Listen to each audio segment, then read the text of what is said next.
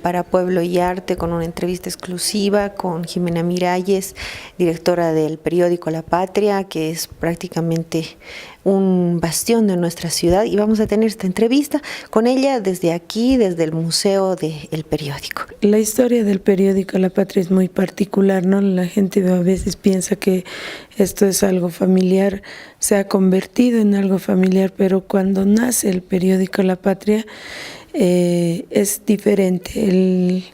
El periódico La Patria nace en el seno del pueblo mismo, ¿no? Porque cuando perdimos el mar, se firmó el tratado de 1904, a nosotros nos quedó la herida siempre abierta, ¿no? Entonces, 3 intelectuales de Oruro reunieron en la plaza principal a la gente en un cabildo abierto, donde se explicó lo que quiso decir el presidente de Estados Unidos, Woodrow Wilson, acerca de recuperar territorio perdido en contiendas bélicas injustas como había sido la Guerra del Pacífico.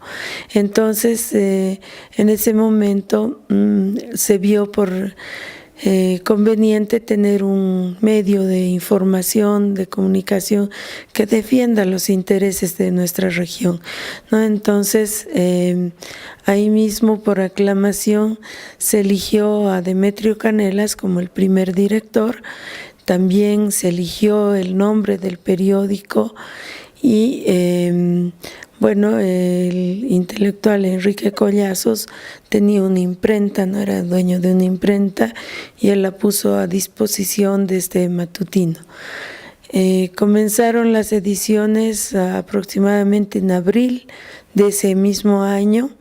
Nosotros tenemos, por ejemplo, las primeras publicaciones que tenemos acá son de agosto de 1919, pero vemos que es el número 120 más o menos. Entonces, haciendo cálculos, pensamos que recién empieza a funcionar el periódico en abril de 1919, pero la fundación por aclamación y por en ese cabildo abierto fue el 19 de marzo de 1919.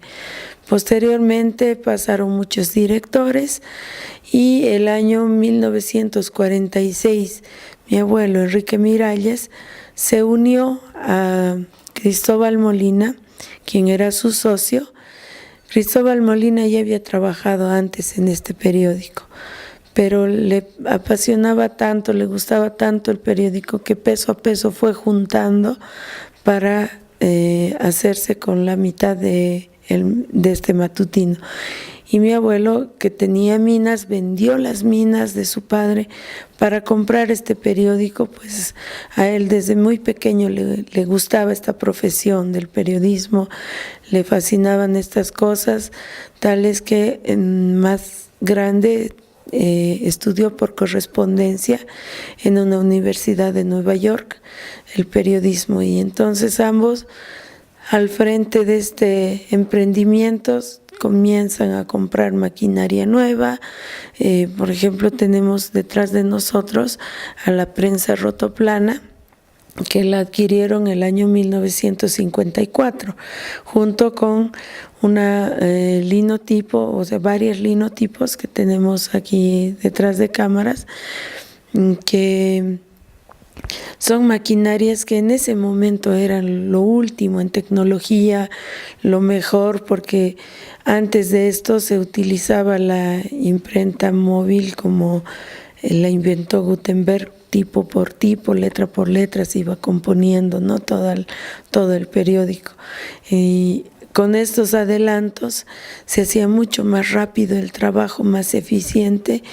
Y bueno, la máquina trabajó hasta 1991 y mi padre a partir de 1987 entra en sociedad con mi abuelo y le compra la parte que tenía a don Cristóbal Molina, ¿no? Don Cristóbal Molina ya estaba bastante cansado y se le compró su parte. En ese momento se convierte esto en una empresa netamente familiar, ¿no? Entonces, a partir del año 1991, Marcelo Miralles Boba, hijo de Enrique Miralles Boncarrer, se hacen cargo y entran en la nueva era de lo que es el offset, ¿no? Empiezan a editar, ya el periódico era con computadoras,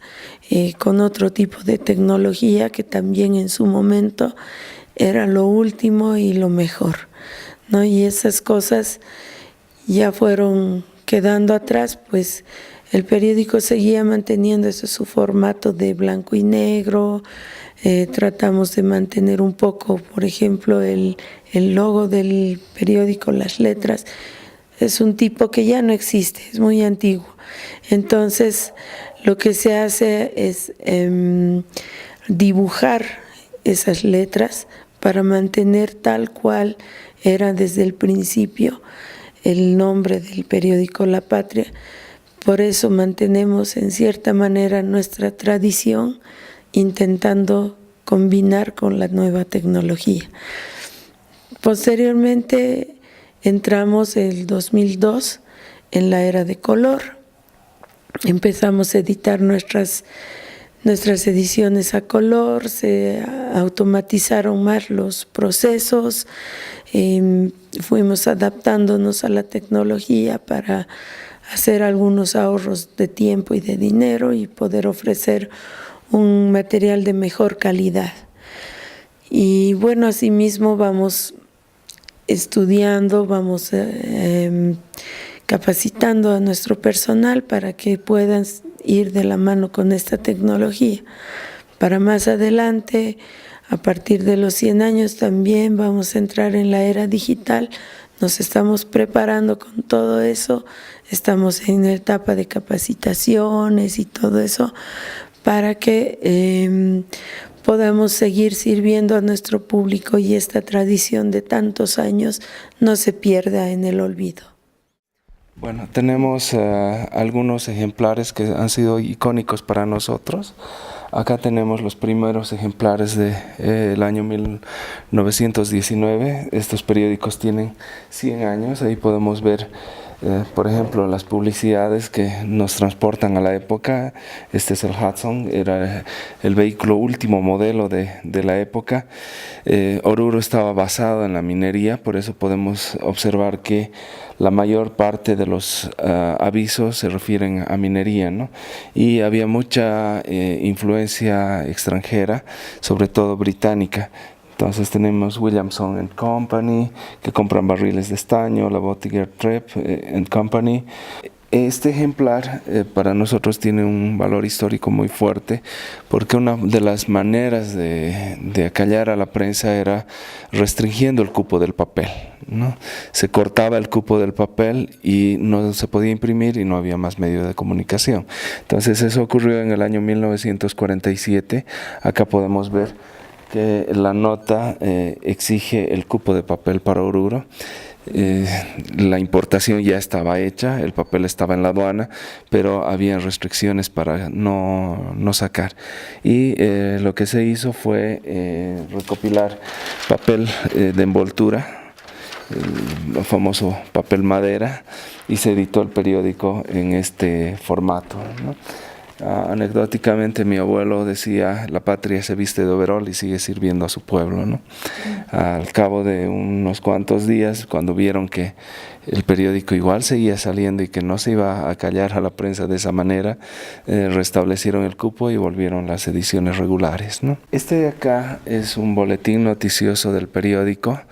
Y no era que éramos tan innovadores que ya estábamos en el tabloide, sino como les contó Jimena, destrozaron absolutamente todo. Era en defensa de la autonomía universitaria y el proceso de volver a restablecer la imprenta demoró casi 3 meses. Durante un mes no se salió con el periódico y los 2 siguientes meses se utilizaron equipos prestados para poder sacar. Lo que me encanta de esta historia es la forma en que se encara el problema, ¿no? La mayor parte de los sucesos que tenemos actualmente derivan en persecuciones, derivan en tratar de apresar gente, de meter gente en la cárcel. Y esto es lo que la Patria era y lo que está marcando hasta el día de hoy. La Patria dice: publicamos este boletín noticioso de la Patria, sobreponiéndonos a la desgracia, para cumplir con el deber con nuestro pueblo, que nos ha entregado su afecto y su devoción, dentro de los límites estrechos de nuestras posibilidades y con la ayuda de otras empresas editoras que nos han prestado repuestos y materiales, vemos nuevamente la luz pública. Siempre fuimos enemigos de lo que llamamos la política de los lamentos. Consideramos totalmente inútiles las recriminaciones y hallamos que representa una pérdida de energías entregarse a buscar al culpable. Siempre apuntamos hacia las fases constructivas, no hacia el lastre que impide mirar adelante, ¿no? Este de acá marca otro hito, que es la transición de la tipografía al offset. Podemos ver la diferencia en la calidad de impresión. Lastimosamente están bastante quemadas las páginas, pero se puede notar la diferencia de un tipo de impresión y el otro, ¿no? Entonces simplemente fue un salto tecnológico más entre los muchos que han habido, ¿no? Y este fue el que marcó el cambio de blanco y negro a color. Teníamos un color bastante incipiente, ahora tenemos máquinas de última tecnología que no tienen nada que envidiar a periódicos ni siquiera de Bolivia, sino del mundo entero, ¿no? Estamos a la par del resto. Este es el sistema tipográfico. La impresión se hacía con alto relieve. Las letras estaban grabadas en alto relieve y hasta el año 91 que se hizo el cambio al offset, todavía se utilizaba este sistema que ha sido inventado hace más de 400 años por Gutenberg. Gutenberg inventó los tipos móviles, que eran letras talladas en madera y se acomodaban para poder imprimir. Exactamente lo mismo se hacía acá, solo que con letras grabadas en plomo, y se acomodaban para poder tener los textos, ¿no? Posteriormente se inventó la linotipo, que es la máquina que tenemos acá, la que ayuda a que no tengan que armar letra por letra. Esta máquina se inventó en 1886 y llegó aquí a Oruro como lo más moderno que había en 1948.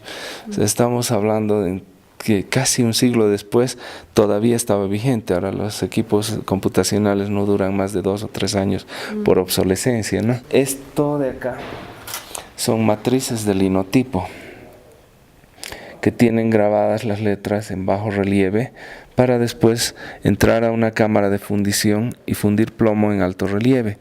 La mayor parte de las asociaciones de periodistas llevan este símbolo y nadie sabe por qué es. Y son matrices de linotipo. Entonces acá en la parte de arriba tenemos un almacén de estas matrices. A medida que se va tecleando, caen estas letras y se juntan en esta parte baja y forman líneas de tipo, por eso se llama linotipo. Se forman líneas de tipo, entran a una cámara de fundición, se funde con plomo derretido y el producto es este, son las letras en alto relieve. Entonces ahí podemos ver las letras en alto relieve y eso es lo que entraba a la rama para después meterse a la prensa rotoplana y e imprimir el periódico, ¿no? Un logo de la Asociación de Periodistas de Oruro y la gente no sabe de qué se trata, ¿no? Exacto. Incluso hay un monumento aquí al periodista que tiene 2 torres, parecen 2 torres cruzadas y en realidad es la idea impresa, es la pluma que usaban en la época y es la idea impresa, ¿no? Estos son clichés de zinc grabados. Acá podemos ver la foto original de Luis García Meza, el dictador, y su cliché con el que se imprimió el periódico. Acá tenemos la foto de Lidia Gayler, cómo quedó impresa, y el cliché original con el que se imprimió el periódico, ¿no? Ahora, este sí era un proceso un poquito más largo, ¿no? colocaban bromato de potasio en la placa de zinc, que es una sal que se endura con la luz ultravioleta. Entonces, con una película donde estaba la fotografía, se exponía con luz ultravioleta. En esa época no habían lámparas ultravioleta, entonces usaban carbones como los de la soldadura de arco. Entonces eso producía una luz muy intensa, muy fuerte, y con eso se quemaban estas placas. Posteriormente se lavaba y donde le llegó la luz se quedaba. Donde no le llegó la luz se lavaba fácilmente con agua. Eso entraba un baño de ácido nítrico y el ácido se comía al zinc. Y donde estaba la emulsión de bicromato de potasio rechazaba con el ácido y no le pasaba nada, ¿no? Entonces se neutralizaba. Y así es como se producían estos grabados. Antes de la invención de la película, el proceso era un poco más complejo. Tenían que tallar en madera cualquier imagen que se tenía que sacar. Por ejemplo, la imagen del Hudson que vimos, de ese auto antiguo, la matriz era tallada en madera y llegó así. Ahora, cuando se tenía que utilizar y reutilizar durante mucho tiempo algún arte, se tallaba en madera, se sacaba un molde en yeso y después se vaciaba con plomo derretido. Y acá tenemos un ejemplo de eso, ¿no? Es un logotipo del Banco Mercantil. Entonces esto duraba mucho tiempo, ¿no? Ahora es muy fácil, se usa el Photoshop. El periódico se ha mantenido intacto en cuanto a su formato, sin embargo ha ido evolucionando en cuanto a su esencia, ¿no? Lo único que jamás permitimos que se cambie es el logotipo original, y hemos ido añadiendo todos los demás suplementos en tamaño tabloide, ¿no? Tenemos un suplemento para cada día de la semana y bueno, tenemos dos suplementos que son únicos en el país. Uno es el suplemento ecológico Kiswara, que sale los días jueves, y el otro es el suplemento Perspectiva Minera, que sale los días viernes. En todo el país creo que somos el único periódico que tiene una publicación dirigida a estos espacios, ¿no? El día domingo, cada 15 días, sacamos un suplemento cultural que se llama El Duende, que también tiene este formato, ¿no? Es un formato diferente a solo las noticias, sino es un formato literario dedicado a las artes, ¿no? Bueno, cuando nació el periódico, nació con políticos y fue un periódico político hasta el año 1946. Tuvo muchos altos y bajos, épocas muy turbulentas. Sin embargo, a partir del año 46 adquiere estabilidad cuando compran las acciones Enrique Miralles y Cristóbal Molina. Enrique Miralles es mi abuelo. Y él decía, nada de política, solo servicio social. Y a partir de esa premisa es que se ha tratado de mantener esa esencia, esa razón de ser, de servir al pueblo, de servir a la gente, de servir a la comunidad. En realidad, nuestro patrimonio más importante no es el edificio o las máquinas, porque todos los medios de comunicación tenemos casi lo mismo, ¿no?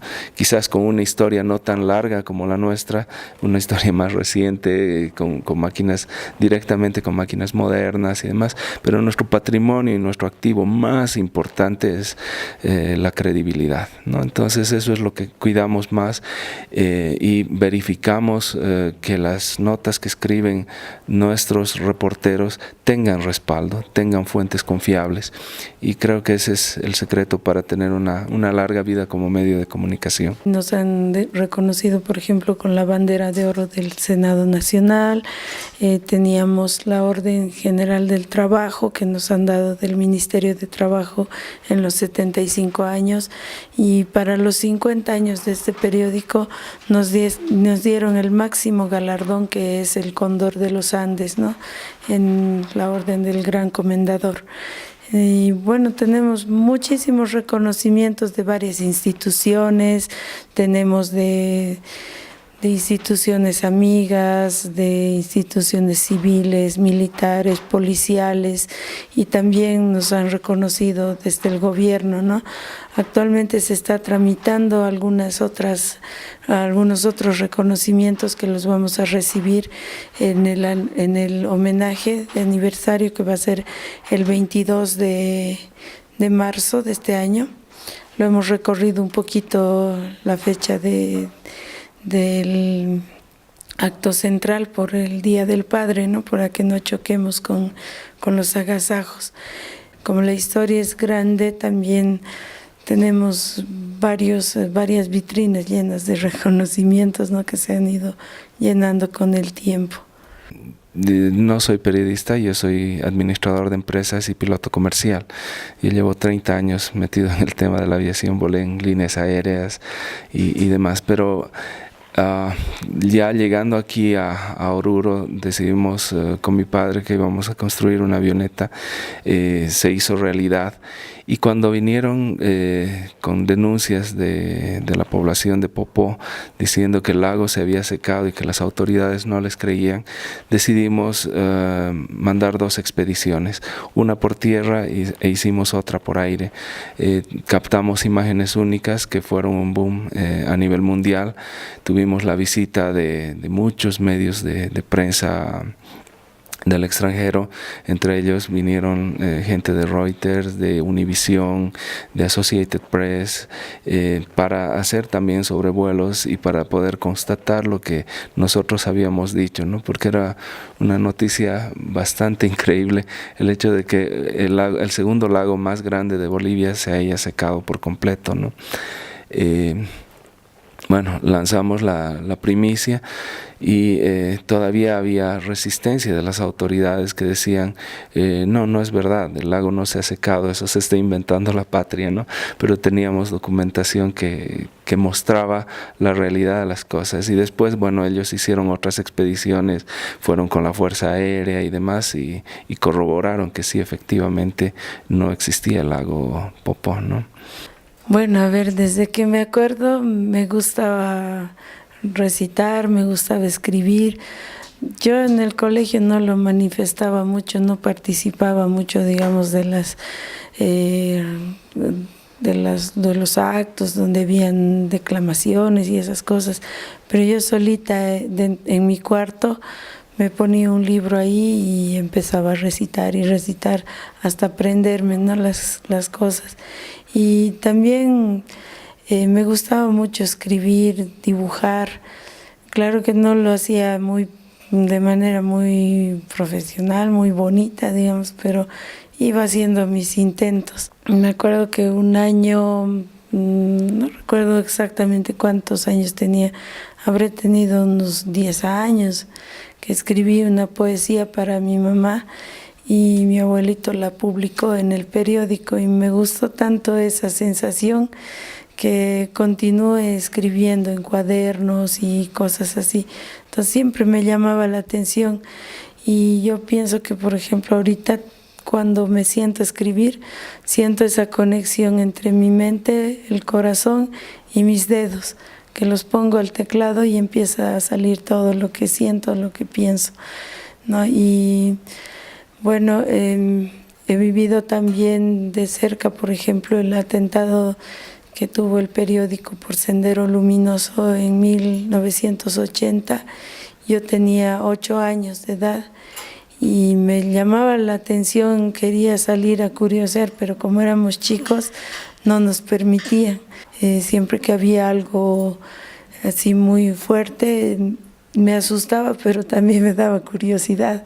Y bueno, en las tardes algunas veces veníamos a visitar los talleres, nos llevábamos nuestro nombre fundido en las plaquitas de plomo. Después visitábamos la redacción para ir a ver cómo estaban trabajando, y en la misma redacción funcionaba la teletipo, que recibía los cables internacionales y nacionales, y nos hacíamos regalar las hojitas donde ustedes recibían los cables que ya no iban a usar para el periódico, nos regalaban todo eso, y nosotros jugábamos a las secretarias y repasábamos todo lo que había ahí de noticias, y todas esas cosas iban llamando mi atención, y yo me imaginaba siempre en un trabajo que no esté todo el día en la oficina, ¿no? Me imaginaba yendo a pasear, a buscar, a mirar. Entonces yo decía, lo mío es el periodismo, ¿no? Porque otra inclinación que yo tenía era el enseñar, quería ser profesora, pero también me llamaba mucho más el periodismo. Cuando cumplí 16 años, me dieron la oportunidad ya de hacer algunos reportes, entrevistas para el periódico durante el carnaval, ¿no? Entonces fue una linda experiencia donde me mojaron, me empujaron, me reñían, me decían de todo, me pasaba de todo, pero también tuve la satisfacción de entrevistar a muchas personas del exterior, del mismo Oruro, y bueno, esas fueron ya mis primeras armas. Cuando ya salí del colegio, yo tenía en mente que el periodismo era lo mío. Y bueno, tuve la oportunidad de trabajar en lo que ahora es preprensa, pues con el cambio tecnológico que se venía, yo aprendí a usar las computadoras Macintosh, entonces me enviaron a La Paz a hacer unos cursos, y fui la primera maestra, digamos, en enseñar cómo se diagramaba un periódico en computadora y todas esas cosas. Además que todo lo que se escribían los periodistas en máquinas de escribir, nosotros lo teníamos que transcribir en computadora. No, era un proceso bien largo, tardábamos harto, casi no dormíamos, pero también ha sido una época muy bonita. Hicimos todo este cambio tecnológico y el año 92 yo ya me fui a la universidad, ¿no? A estudiar periodismo, pero como ya tenía todo este conocimiento de antes, me fue muy fácil hacer la universidad, ¿no? Terminé haciendo mi tesis, y bueno, mi mamá más que todo me pide que vuelva a Oruro a seguir con esto del periódico, ¿no? A trabajar aquí. Empecé de cero, empecé siendo reportera de calle, me mandaban un lado al otro, hacía lo que mi jefe me indicaba, así que puedo decir que empecé de abajo, pagando derecho de piso. Pero bueno, todas esas experiencias, todas esas cosas me sirvieron para subir después a la dirección. Y bueno, ahora estamos ya no trabajando como Jimena Miralles sola, ¿no? Detrás de mí hay todo un equipo que está trabajando junto conmigo.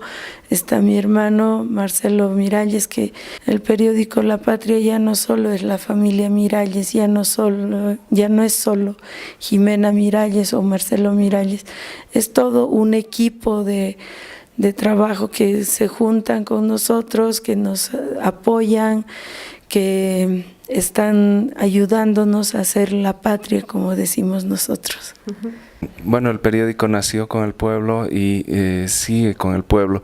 Estamos de la mano con la gente, y es por eso que agradecemos su lealtad, su fidelidad, el hecho de que sigan siendo lectores del periódico. Incluso la gente que ha salido de las fronteras de Oruro nos siguen por internet y son fieles a nuestro contenido. Bueno, no queda más que agradecerles por continuar con nosotros, por permitirnos llegar a estos 100 años. Agradecerles a todo nuestro público, a todos nuestros lectores que nos siguen día a día a través de nuestras páginas, darles gracias por permitirnos entrar en sus hogares, y simplemente el compromiso de seguir trabajando arduamente por ustedes, que son nuestra razón de existir. Muchas gracias.